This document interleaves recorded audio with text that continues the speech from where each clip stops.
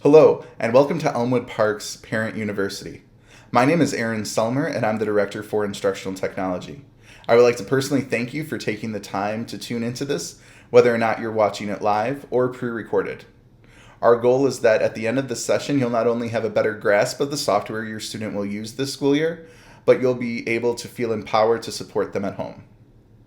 This presentation would not be possible without the assistance of our instructional coaches, Jamie Canis, Vanessa Wolf, Dominic Burns, and our from the tech department, Fran de Davida. If you're tuning in for the live session, we'll be moderating the chat as we go along. We won't break to answer questions until the end. Whether or not you're in the live session or the pre-recorded session, you should feel free to reach out to me if you have any questions. You can access my contact information by going to the website and going to the Fall Learning Plan and then the Family Help Center. If all else fails, you can just search Technology EPCUSD 401. Without further ado, I would like to get the session started, and I'm going to be handing it off to myself to talk about some Chromebook tips. All right, one of the first things we wanted to talk about today was the Chromebook. So every student in our district now has a type of Chromebook that they get to bring home. It's basically a laptop, but it only runs the Google Chrome browser. This makes it very light on system resources, and for the most part, not much goes wrong with the device. But occasionally, like anything, there are issues that occur. On top of having the walk-up tech support in the district, we also wanted to make you aware of some of these fixes that you might find solve your problem so that you don't need to come in. One of the most common fixes can be just restarting the device. So for instance, if you have a device that looks something like this, you can find a glowing button on the side, and you can just press and hold that button. Press and hold it. Press and hold that button until the system resets itself. The screen should go white and then it should turn off. Press the button again and the system should turn back on. This type of restart can solve many issues along the way. Additionally, clearing your cache, your history, can be a super easy fix also. So maybe something's just not working right online, a website's malfunctioning, it's not loading properly. Clearing your cache is an easy way of going about this. If you click the three dots in the upper right-hand corner, you'll have the option to find history. If you go over to the left and you click the top of this that says history, it'll bring you to a page that shows everything. From here, you can click Clear Browsing History. Give it a second to load. And you can select the time range for all time. You can make sure everything's checked, and you can click Clear Data. This will solve a lot of issues such as web page hangups. Outside of a reset and clearing the browsing data and the cache, there's not much more you need to know about keeping your Chromebook up to date. Sometimes we have questions about charging, and believe it or not, it's most of the time it has to do with maybe the plug wasn't plugged all the way into the outlet, or a lot of times these particular chargers have transformers that have two parts. A cable plugs into another cable, such as this.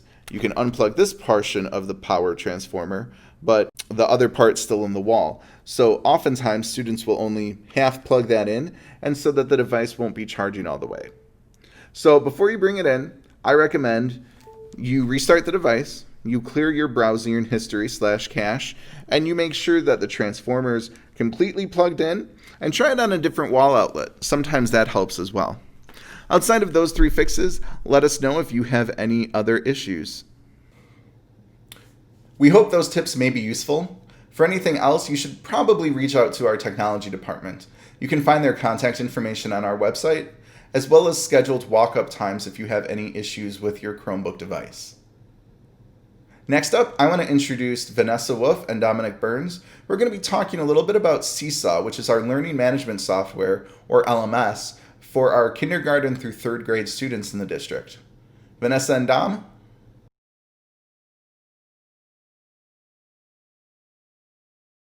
This part of the presentation will cover Seesaw from the student view. Once into Google Chrome, click on your bookmarks. It will either say John Mills Bookmarks or Elmwood Bookmarks. Mine looks a little different because I'm an employee.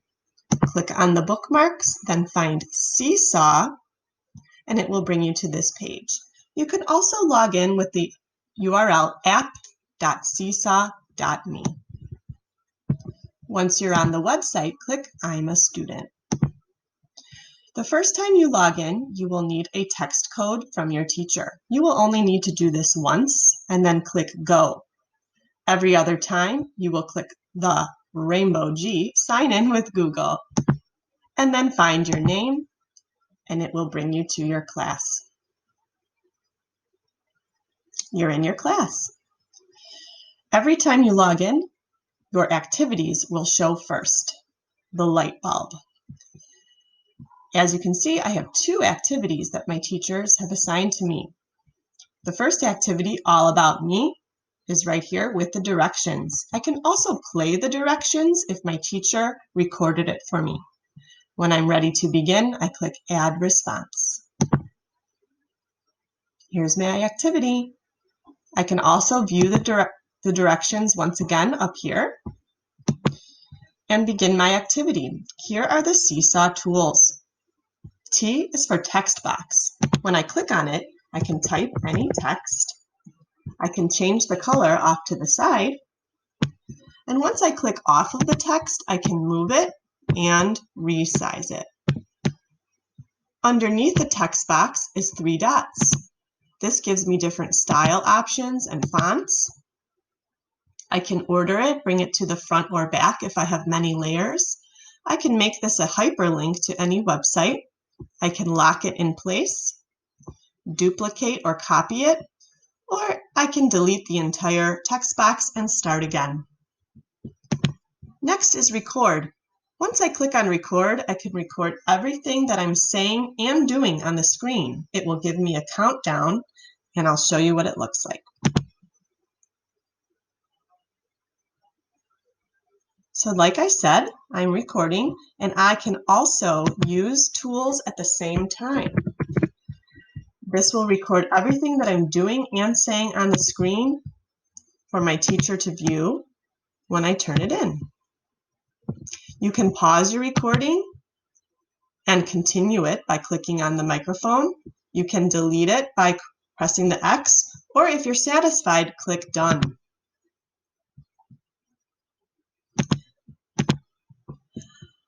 The next tool I'd like to show you is the camera. Once you click on the camera, you have some options. Photo is to take a photo with your webcam built into your Chromebook. The same with video. It allows you to insert videos, or you can upload pictures or videos from your computer. Here are the 3 dots, which allows you to add some shapes to your drawing. You can rotate it, you can change its color off to the side. You can also change the background, or you can insert a hyperlink into your activity. Once you click the check mark, it gives you a small preview of the website. You can even resize it and move it anywhere on your screen. Finally, you have an option to add a caption at the bottom. You can even record a voice caption. Once I click away from the screen, it's added to my activity. If you're not finished with your activity and you'd like to save it for later, you can click Draft. This will save your activity and you can continue with it whenever you like. However, if you are finished and you'd like to turn it into your teacher, click the green check. You will then see that your activity is saved in your Journal tab right here. It is waiting for teacher approval. You will get a notification when it has been approved. In the journal, you'll also see any activities that are not finished or that your teacher has sent back to you to complete. It is labeled with an orange bar that says Draft. When you're ready to fix your activity or finish it, you click on the Edit button and it brings you back to the location where you can work on your activity. The last thing we'd like to talk about is the Inbox tab. This is where your teacher will send you any messages, or where you will see any notifications. For instance, if your teacher commented on your activity or if you have something to work on, it will show up under the Notifications tab. Sometimes your teacher will ask you to create your own activity and post to your journal. If this is the case, you press this green plus sign which says Add. You are then able to create any of your own work, like photos, drawings, videos from your webcam. You can post a link, a note, which is just a place for typing, or you can upload files from your computer. I'll show you the drawing tools. Once you click drawing, it's a blank canvas, so it's up to you to create your activity. Down here, we have many different pens. First is the pencil. Once you click on it, you can change the color if you like, and you can draw. The pen is very similar, it's just a little thicker. Next is the highlighter tool. You can draw over text or pictures, and you'll notice it's just a little lighter. Finally, the glow pen, which has a really cool effect. And if you ever made a mistake, you can click the pencil, eraser, and erase your work. If you'd like to come back later, you can save as draft, or you can click the green check to finish. Once you click the green check, your drawing will be uploaded to your journal, waiting for teacher approval.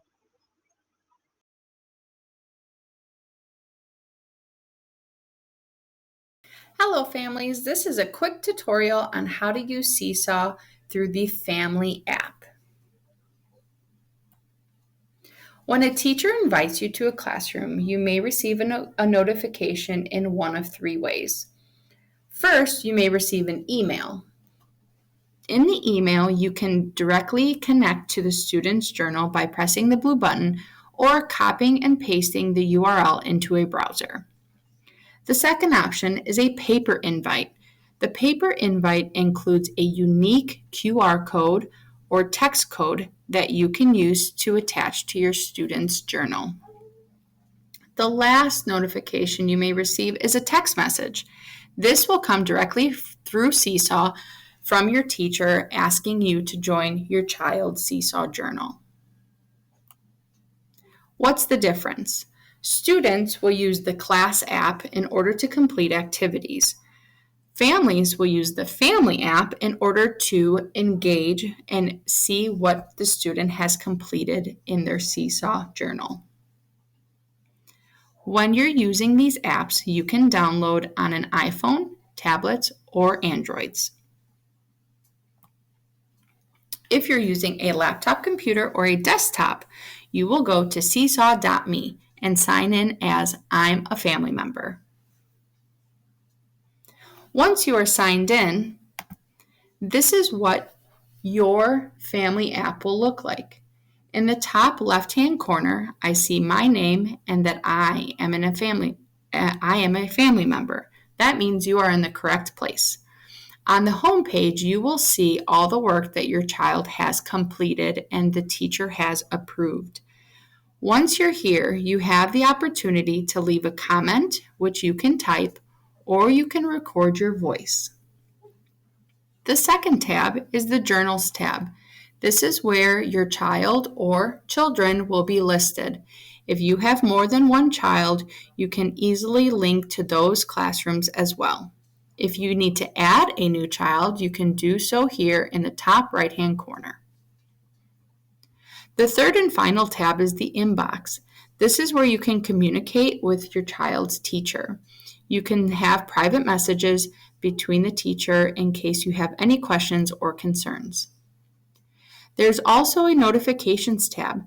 This is when you will get a notification about journal updates or anything that has been posted to your child's journal or any important announcements that you should be aware of. Good luck, and I hope that all of you have a successful Remote Learning 2.0 experience. Thanks, Vanessa. I hope you found that information useful. Remember, Seesaw is used by our K through 3 students. We use Google Classroom for our 4 through 12 students, and we're going to be talking about that a little later. Next up, I want to introduce Jamie Canis, who's going to be talking a little bit about the curriculum and how students access it online. Jamie? Your teacher will assign you language arts and social studies assignments through Google Classroom or Seesaw. To access the curriculum, you can click on the link and it will take you to your Savvis Realize account. For older students, your screen may look a little bit different. You should see your name at the top and then you should see the button My Work. When you click on My Work, these are the things that your teacher would like you to work on. You can see the due date, and then you can click on Get Started to open it. If you wanted to access a story from your reader or in a different unit, you can click on Explore, and any of the curriculums that you have access to should show up there. And then you could click and find it by unit or module. Thanks, Jamie. Next, I'm going to hand it back over to myself, and I'm going to talk about the next 2 topics. I'm going to introduce Google Classroom, and I'm going to give you a look of what it looks like from the student side. And then I'm going to talk about the Google GSuite. We understand that some of you may not be familiar with Google products, some of you may use Microsoft products, and we want to show you just exactly what your student's working with when they talk about Google Docs or Google Drive. Here we go. Alrighty, I'm really excited to talk to you about Google Classroom. Much like how we use Seesaw to interact between students and teachers for the K-3 level, we use Google Classroom to interact with students and teachers at the 4 through 12 level. It's a little bit more robust and it fits their needs a little bit more. So getting started, when your student logs into their Chromebook and they go to Google, to get to Classroom you can do one of 2 things. You can type in classroom.google.com in the search bar, or you can just click the Google waffle and you can find the Classroom icon.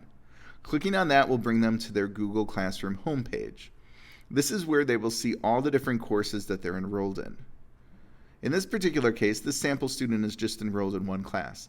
But for some of our high school students, they're going to be enrolled in a Google Classroom for each of their periods throughout the day. One of the first things you'll notice when logging in is that on the particular course, you can see if there's any assignments due. So in this particular case, for the sample classroom, that there's a haiku due tomorrow at 11:59 p.m. If we had more classes that had assignments, that would appear here too. But another way of viewing that is to go to the to-do list. Here, your student can see all the assignments that they have coming up from this week, next week, and even beyond, for the ambitious teachers that post those assignments for the entire semester.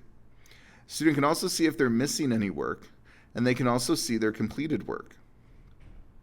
For now, I'm going to click this hamburger menu, as we sometimes call it, and go back to the main screen.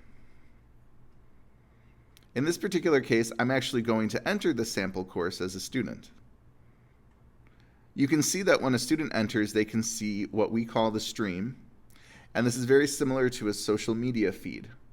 Teachers can post assignments, homework, or they can just post general class material. In this particular case, the sample teacher has posted a video, and the student has commented, "Wow, that's cool." There's no assignment related to that. It was just extra course material. When we're in the class, you'll also see that you can see upcoming assignments that are due there. I also want to draw your attention to something that says Meet Link. This is a permanent link, so if a student's supposed to be meeting with a Google Meet, a teacher may or may not use this option. Some classes may have this link while others do not. You'll have to work with each individual teacher to figure out how they're doing their own Google Meet. Meanwhile, if a teacher is using this feature, all you have to do is click when it's time to join the Google Meet. You'll notice I'm going to click now, but the teacher's not in the Google Meet, so it won't let me join or create a Google Meet. So you don't have to worry about students joining a Google Meet when they're not supposed to.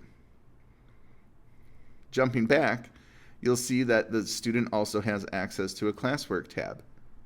So this is at least 4 different ways now a student has been able to see what different assignments they have in Google Classroom. Google really wants to make sure students are able to do their homework. Now, doing an assignment is very simple. You just click on the notification from really anywhere within Google Classroom, and you can click View Assignment. Once a student's in an assignment, they can see multiple different things. The first is the name of the assignment followed by instructions. In this particular case, as a sample teacher, I've just said follow the instructions on the Google Doc. You can find the Google Doc to your right, and you'll also notice that it's assigned test student. That's the name of this student that I'm in as right now. But your student's name will appear here. Google Classroom has some powerful tools that allow teachers to assign a Google Doc to each individual student so that they can write on it and turn it in. So as a student, I'm ready to start working on this assignment. I'm going to click into it and it's going to open up a Google Doc. Now that the Google Doc is loaded, we can see the assignments that the teacher had written on their master copy, and we also see an option up top that says Turn In. So when a student's done writing, I'm sorry you don't get to see my amazing haiku abilities in this particular sample, a student can click Turn In. It's that simple. A student pulls it up on the assignment, enters in what they need to do, and clicks Turn It In. They'll get a confirmation to turn in their work, and that's that. If your student has a particular comment if your student has a particular comment that they want to attach with the assignment, they have the option to send it straight to the teacher or post a general class comment, which may be a question or some sort of clarification. The teacher would be able to get back to them. Now I'm going to take a second. I'm going to pop back over into Teacher View, look at the assignment, give it a grade, and return it to the student. I'm going to cut now, and when I come back, we can see what it looks like when an assignment gets returned. Now I'm popped back over to the student. I've graded the assignment as a teacher, and I've returned it back to the student. The student can go to their to-do list, where they were able to see their assignments, and then can click Done, where they can see the assignment. In this particular case, the teacher was not a fan that they didn't actually write a haiku, and the teacher commented that you only wrote one stanza. In this particular case, the teacher has even returned the assignment to allow the student to resubmit. It's up to the student, of course, to resubmit, but I would highly recommend he does. Next up is to show how they can check classwork in an individual class. Just up top, by clicking classwork, they can get a grid view of what all their homework and quizzes look like in each particular class. So in this particular case, you can see the haiku, it's been graded, and the student can go and view assignment from here. That's Google Classroom in a nutshell. Of course, teachers have a lot more power to be able to assign other things such as Google Slides, Google Sheets. They can utilize YouTube videos, but in general terms, everything that I just went through is going to be what teachers are going to be using. And if you can do what we just did, you're going to be good with everything else in Google Classroom. Like any of us here, if you have any questions, please feel free to ask, and we'll do our best to answer them.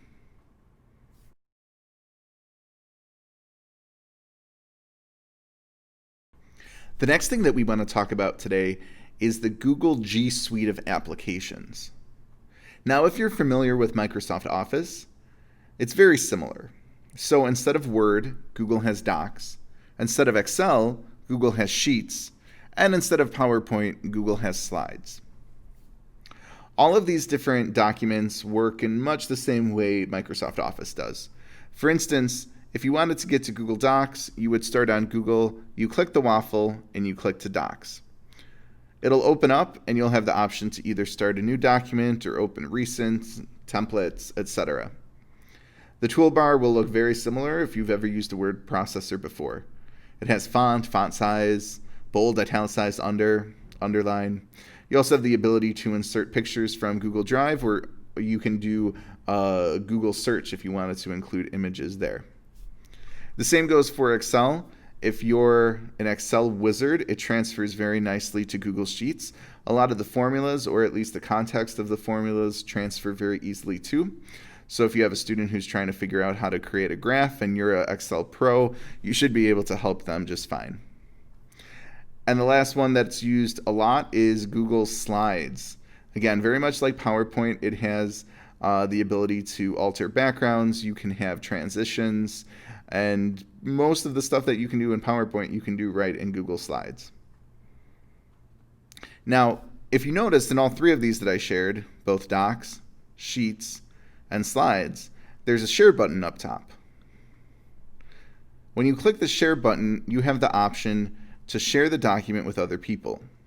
So this can be used a lot in classes if a teacher assigns small group work. So students can share one document between, let's say, 3 or 4 students, and they can all be working on it at the same time, writing down ideas. This is also very common for slides. If you're doing a group presentation, everyone can be working on a slide presentation at the same time. Also, if you're a student and you just want to share something with a student or with a teacher, this is an easy way of doing it. Like we talked about earlier, though, in Google Classroom, an assignment is rather turned in rather than just shared with a teacher. But it has a lot of functionality, it's easy to use, and students are rather adept at using it. Now, all of these documents, you may be asking, like, well, where are they? Where do they actually live? They live in a student's Google Drive. And a Google Drive is like a file folder for everything Google. When they're in it, they'll be able to access their drive. They can see things that have been shared with them. For instance, a teacher may share a PDF of something that they would like them to read. They have access to their recent documents quickly. They can star documents for importance, and they also have a trash bin also. Just like you would on a regular computer, you can go ahead and create folders. You can create folders within folders. Whatever you and your student think may be the best way of organizing your Google Drive, you can work on that. Google Drive can get a little bit messy depending on how quickly they're opening new documents. For instance, every time we open a new document,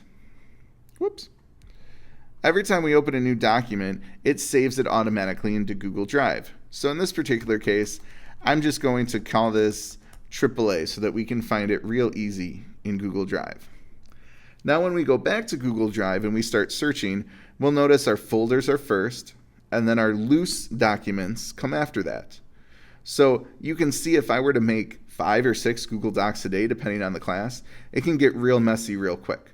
So it might be a good idea to work with your student to talk about how you might create folders. Folders based on drafts, folders based on classes, folders based on topics. There's really no wrong way to make folders, but it might make life easier for your student if you're able to organize them. Now that being said, Google Drive has a very robust search function. If you click this little upside down triangle near the top search bar, you'll get a plethora of different options to search. So you can search if a document's been shared with you. You can search with file type. You can enter in a time span that you think it was created or modified, and you can even search if it's been shared with other people. It's really powerful, and if you do find stuff gets lost in your drive or your student is constantly looking for things, search might be one way that your student can maybe simplify their life with Google Drive. Google Docs are used daily by teachers all across the district. They're used for homework, they're used for giving out instructions for students, and they're used for direct instruction as teachers make a lot of their presentations in Google Slides. The Google Drive, Google Docs, Google Slides, Google Sheets, they're probably something that you're going to hear a lot of as your student is using their device for remote learning. So my hope was that this just gave you a little overview of the different applications that your students are going to be using on your Chromebook. I hope you enjoyed that little presentation on Google. There's so much more that you can dive into, and if you check out our Family Help Center on our website's Fall Learning Plan section, you'll be able to find a whole host of information about Google Classroom. Next up is Fran, and she's going to take us away today talking about Powerschool and how you as a parent can access Powerschool to help monitor your students' grades. Fran? Using the information that you use to create the account, log into your Powerschool account.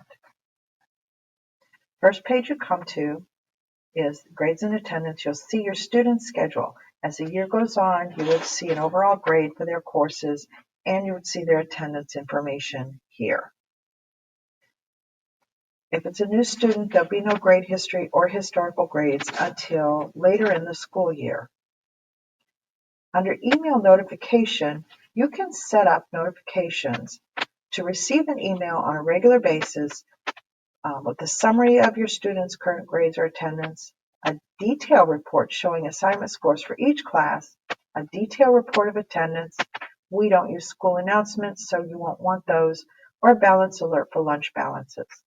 The email is automatically sent to the email address that you used to create the account. You see that up here. In addition, you could add other emails if you wanted them to go to other people. If there were multiple, you'd separate them with a comment. The frequency is how often you'd like to receive these emails, and you have several options here. You can always change this. And this, you can apply these settings to all of your students. So you click there, click submit. You don't have to do it again for the other students. The next thing you want to look at is forms. These are our demographic forms. You want to make sure that if you need to fill these out, that you come to this page. If it's a new student, there's several forms that need to be filled out. If it's a returning student, we just have change of address, change of phone number, change of email address. If they have not changed, you don't even need to look at these forms. It's not necessary. Only if there are changes for returning students. District consent forms. The AUP must be signed by all students this year, but going forward, once you've signed it, that applies for your students' entire stay in our school district. Photo consent only needs to be signed once. If you've already signed it, you won't have to do that again. Handbook policies and consent. That has to be done every year. Down here, you can upload documents like a PE medical form or physical for athletics. Next, you have balance, which is just the student's lunch balance. If your student buys lunch and you keep a running balance, you want to look at that every now and again and make sure your student has money. Student logs. This is discipline. So if you look here, you can see whether your student has been disciplined. Sometimes for minor problems, they won't notify the parents. My schedule is just a view of the student's schedule. This is not a real student, so he does not have a schedule. School information is just the address, school, the principal, the assistant principal for that student, and it also shows you the year's terms. In addition, you have demographic info. You can look here to make sure that your address and your phone number are correct in Powerschool. We have account preferences here. Account preferences are where you could change your password, you could change your username, you could change your email address. In addition, you can add other students. So if you have another student who comes into the district, you would click on the student tab, click add, fill in the same information, the student name, the access ID and password that you're given, and your relationship to the child. Click OK, and you've added another student. The name will appear up here. We also have Google and other miscellaneous information. This gives you the login your student uses for their Chromebook. In addition, you can see a locker number and combination and bus route for high school and middle school students. That's Powerschool in a nutshell. If you have any questions, you can certainly look on our page for additional documentation. Thank you. Thanks, Fran. That's all we have today for the software, and I say that's all, but I know that there was a lot of information that we covered. Our main goal today was to make sure that you understood the basic software that your students interact with on an everyday basis, and the software in particular that you can help support them, whether by grade monitoring or just helping them with their homework. At this point, this concludes the end of the presentation. I would like to remind you that at any time, any of us are available for support if you have any questions. You can find all of our information online through the Family Help Center and through the Technology Center. At this point, if you're in the live session and we need to address some questions, we're going to go ahead and do that. If you're watching the pre-recorded session, thank you again very much for your time. Have a great day.